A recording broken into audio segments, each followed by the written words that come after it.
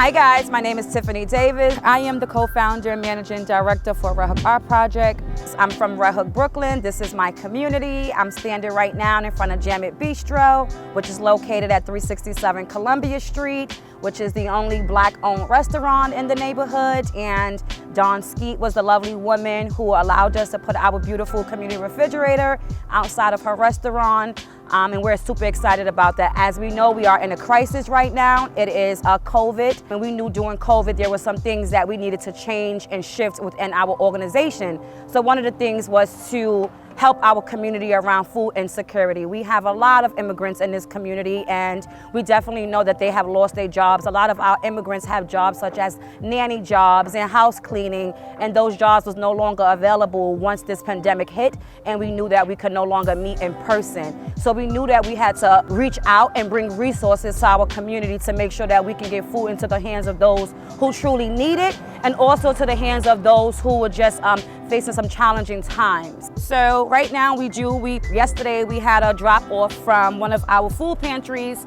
who brought in some frozen meals that we was able to put in over 300 meals that was distributed yesterday, and some went into the refrigerator. And as I walked up today, I realized that there's a lot that went out yesterday. So you can tell that there are individuals who need these meals and they walk over. And we also have a men's shelter that's right around the corner.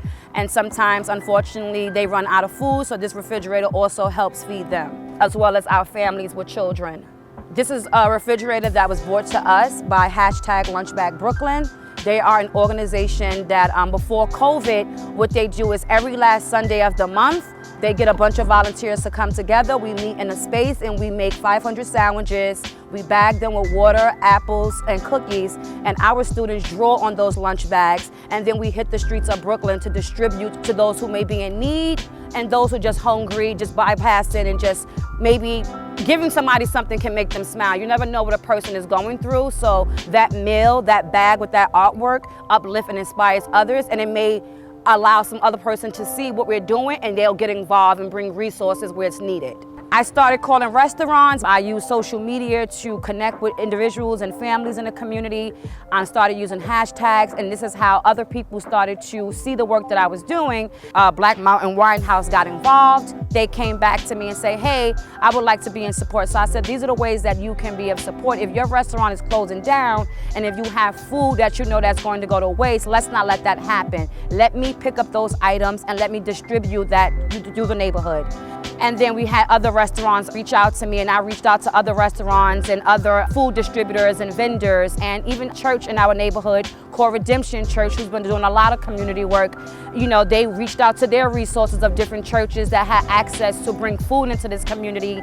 And they came in and they brought more food, so the line started to increase and we started to serve more people. And that's when a few other people reached out to me and said that these are some of the things that they never even thought about or never even registered to them, that what is an ally? Where can I fit in? Where can I be of services? And how can I take the seat in the back and allow you to lead? So I went on there, I did a Facebook Live. So that's how Hometown Barbecue, Mitch Roslin, he got involved. He sent me a personal message, and that Facebook Live opened up his heart and opened up his mind to see the story behind a Black woman. And that's something that he respected, and to this day, he still every Sunday provides me 150 to 200 hot meals to distribute to the community every Sunday. So let's take a tour through the Red Hook community.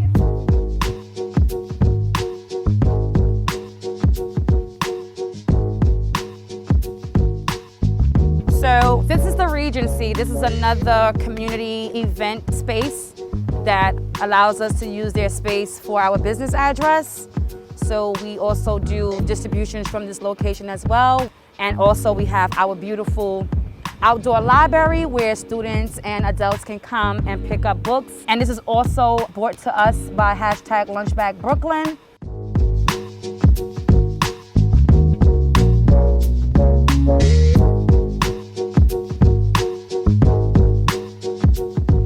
This is actually with the community residents who live here.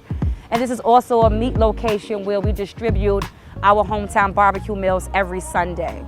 All of these artworks was taken by a local resident named Alden. He highlighted everyone who obviously inspired him and all of the work that was being done in the community, and highlighting people's faces that may have been overlooked. We all know that art sends a great message, art is healing, and when people saw this artwork go up in the community, it just inspired so many people to see the faces of people that they know is doing the work. So I'm happy for the village that we have created and this community to continue to provide inspiration and to give people grit to go out there to believe in themselves and to have faith, and because all things are possible when all hands are in.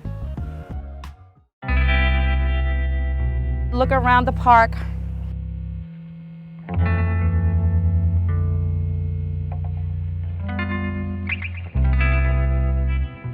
If you look at the giraffes and then you look behind you, you will see a church.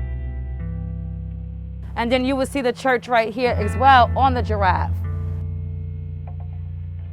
And these are all done by students from the age 12 to about 13 at the time.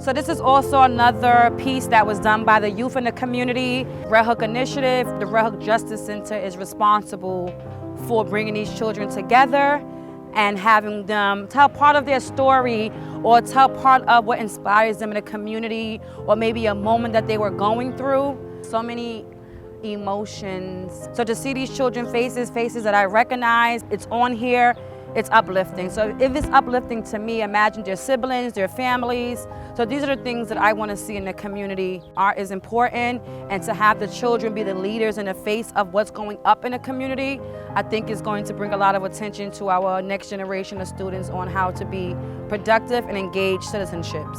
And to see these children be resilient, and you see these children outside still playing, still going about their business and carrying so much. This is why I'm out here, why I do what I do. They are the inspiration, they are the air I breathe.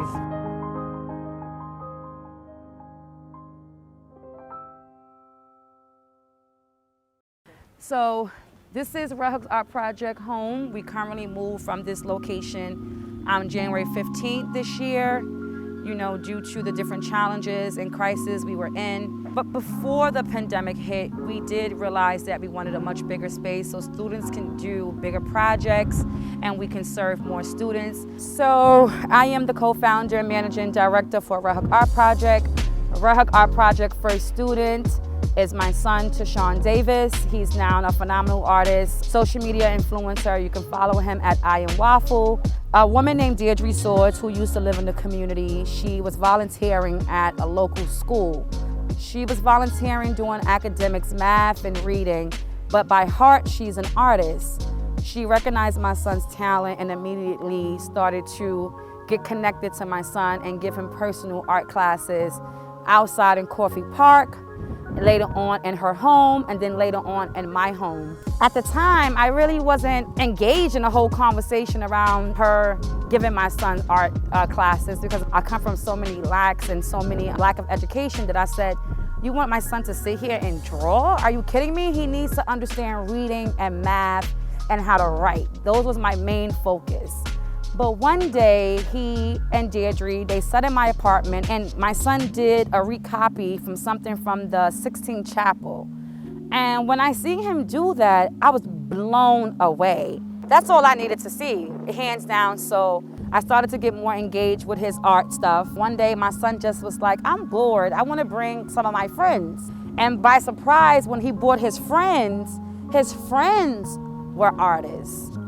So it was just like a group of boys that was just artists, and Deirdre decided, let's give them some classes.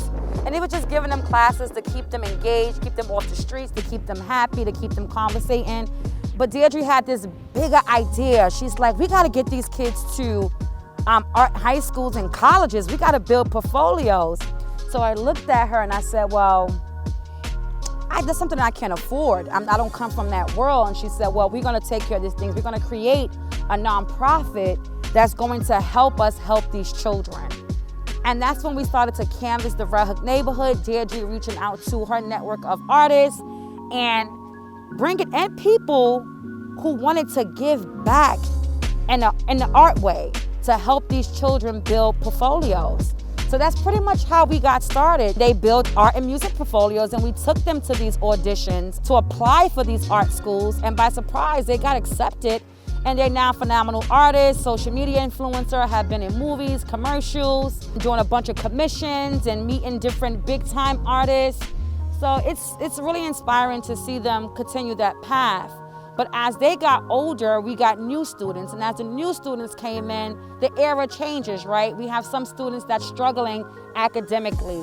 So that's when we started to say, let's bring in academic supporters who can sit down with our students for 2 hours a day and support them with homework help or whatever issue they may be struggling with during school.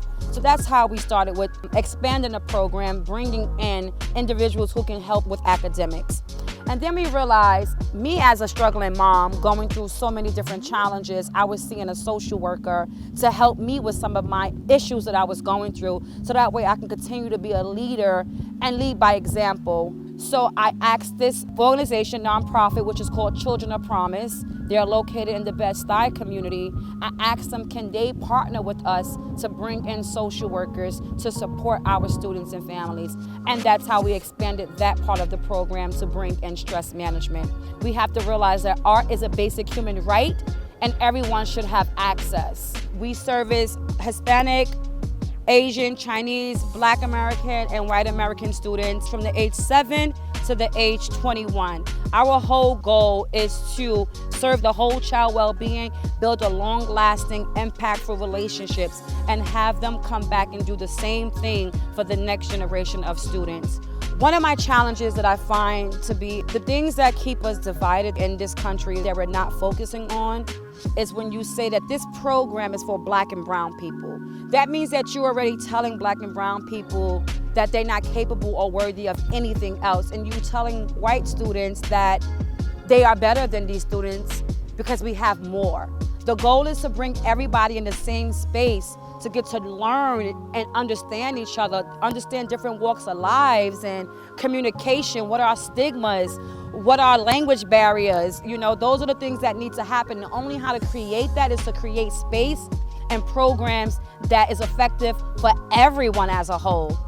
Having an opportunity to be a co-founder for a nonprofit and be a parent and show up for my children's education is one of the things that I am so grateful for, because coming from so many lacks, everything could have happened so wrong. I know firsthand in my testimony, in my blood, spirit, and soul, that art saves lives. It will be such a shame to have fed our community for a whole year of this crisis to go back in person and not continue that work. So in order to do that, these are the things that we're going to need the community and allies and people around the world to help and support us do. People can go to our website, which is www.redhookproject.org, and they can hit the donate button. We have 3 different categories. You can help us with a space, you can purchase art kits, or you can purchase a hot meal from Jamit Bistro for a family. And we will send that family there to pick up those meals.